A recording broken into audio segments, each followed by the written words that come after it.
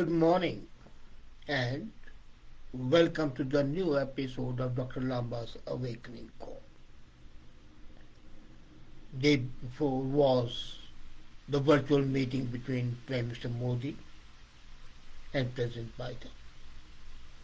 And the main thing was that it was an attempt at arm twisting Modi into opposing Russia.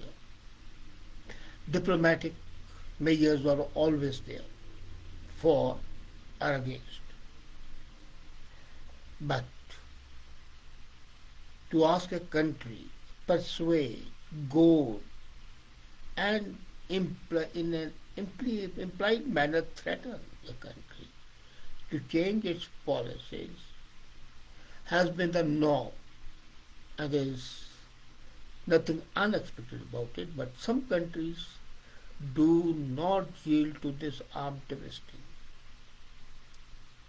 And this virtual meeting naturally ended into it, and immediately after the meeting, the foreign minister, when he was asked about the sanctions not being accepted, only said that what India imports from Russia in 1 year is less than what Europe imports, especially oil and energy, in one afternoon.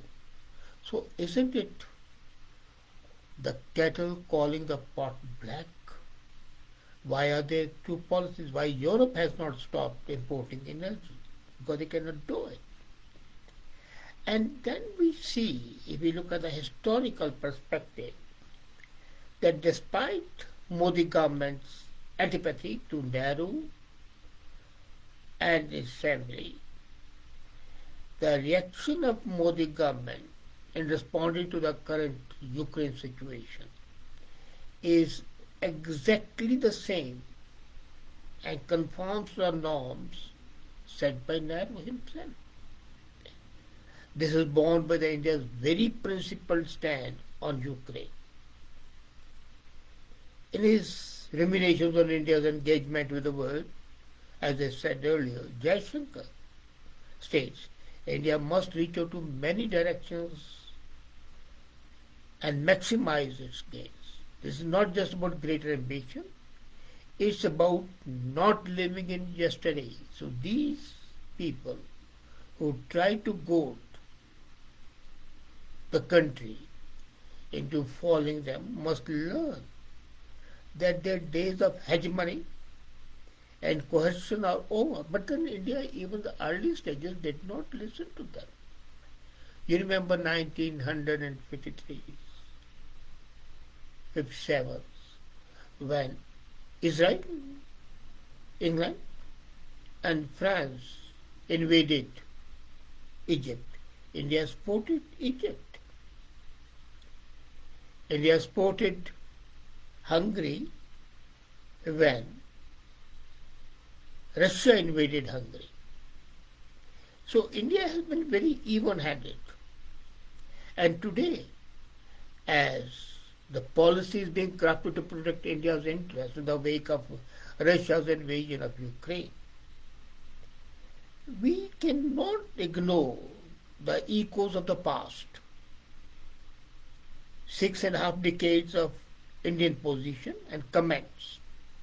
And that's why India has always abided by those established principles, irrespective of the government in power. As I was talking about, in Hungary in 1956, Czechoslovakia in 1968, Afghanistan in 1979, are largely similar to the current scenario. On the other hand, India's response to the Israeli, British, French invasion of Egypt, 56, involvement of US in Vietnam and Iraq, they followed a different trajectory. So the unfolding of India's stand on Russia invasion of Ukraine is best illustrated by statements in the United Nations Security Council.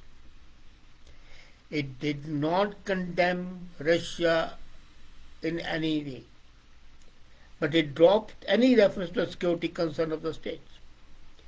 It focused on the need to abide by the UN Charter, respect sovereignty and territorial integrity of the countries, and resolve issues through dialogue and negotiations. Russia was happy with India's abstentions in UNO meetings and the voting, whether it was the Security Council or General Assembly. And at that time, the statement made by the Foreign Minister in Parliament is very, very explicit. If India has to take a stand, it is the side of peace, and it is for the immediate end to violence. Absolutely justified human consideration. This is, of course,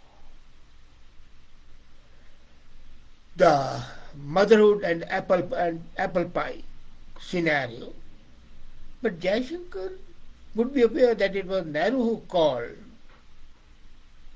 and was termed Shantidu, the messenger of peace.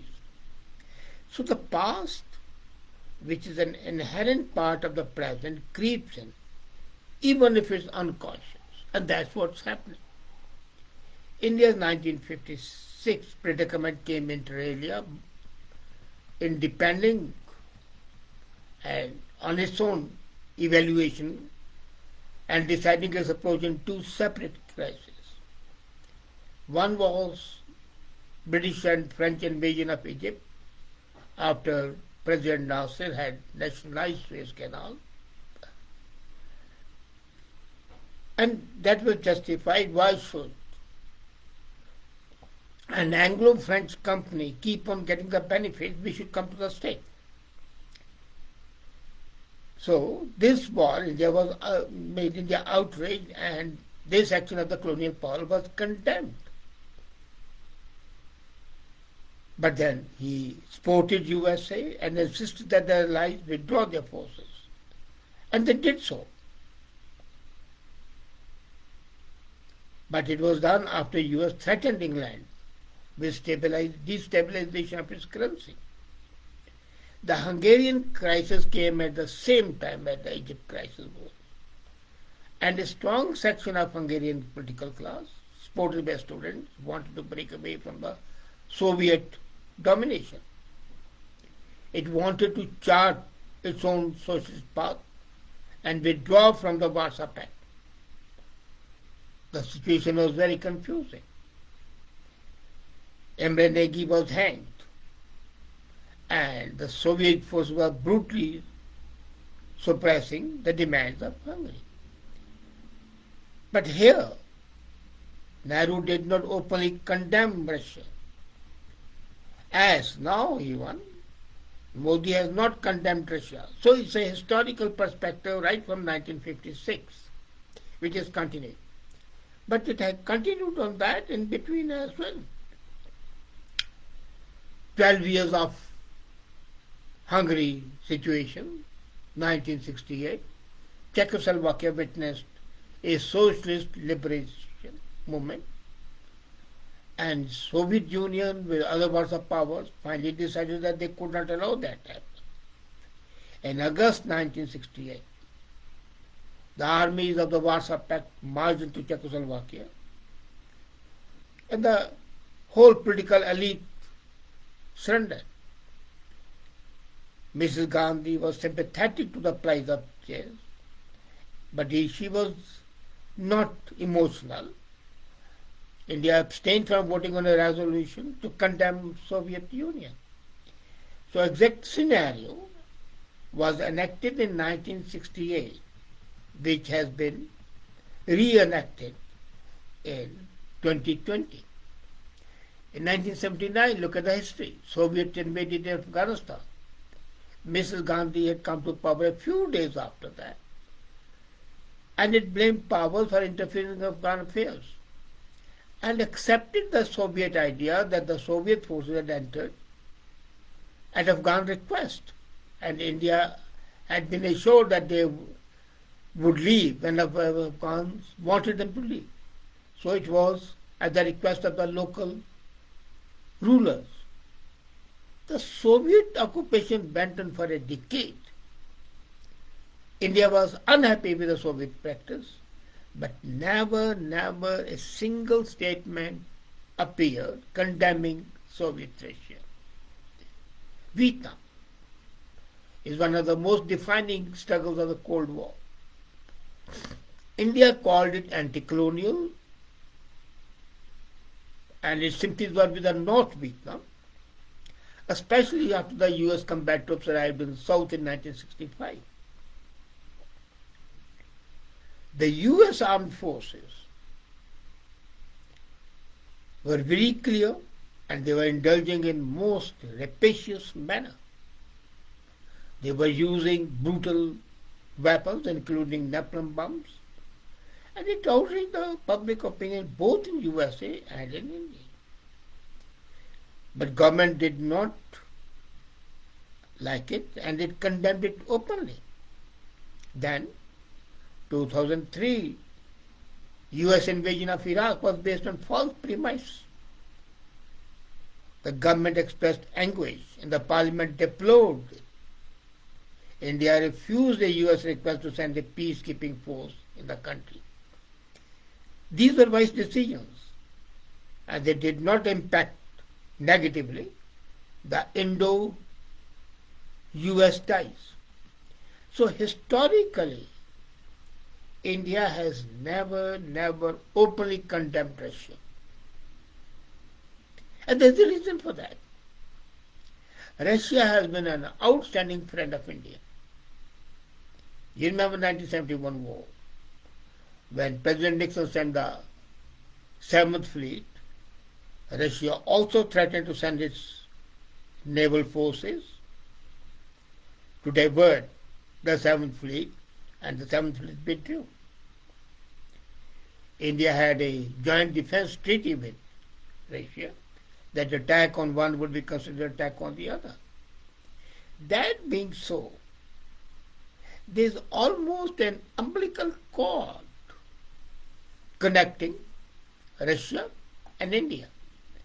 And naturally, that being so, India cannot openly condemn Russia and should not. In diplomacy and international relations, it is a relations and the actually beneficiary who is it. It's not personal likes and dislikes. It's the interest of the country which is paramount. As I said, this government is absolutely allergic to narrow concepts. But they have seen that in this area, the ideas of Nehru were absolutely the interest of the country. So they have not hesitated in adopting, accepting, and using the same concepts. So criticism of Russia. Then another thing, India has a long border with China. If it annoys Russia, the one sport which can enable India to counter China would be gone.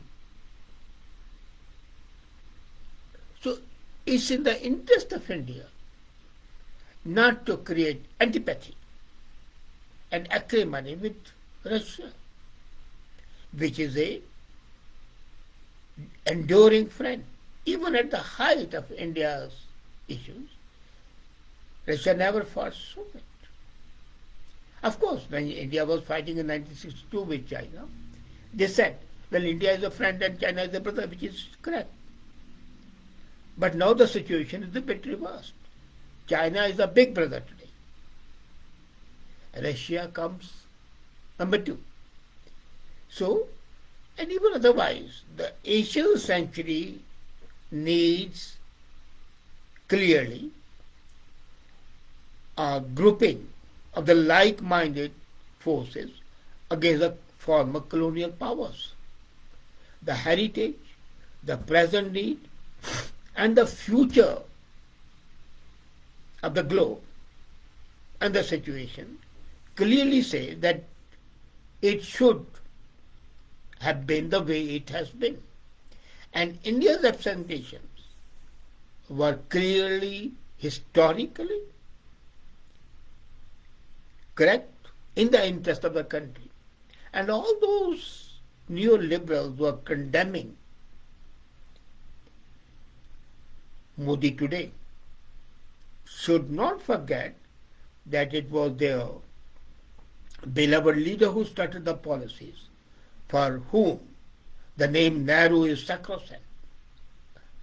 There cannot be two yardsticks for the political leadership. What is sauce of the goose is sauce of the gander. If Nehru was lauded, applauded, and praised for those actions, the same actions are being taken by Modi government, and they need the same approval, the same approbation.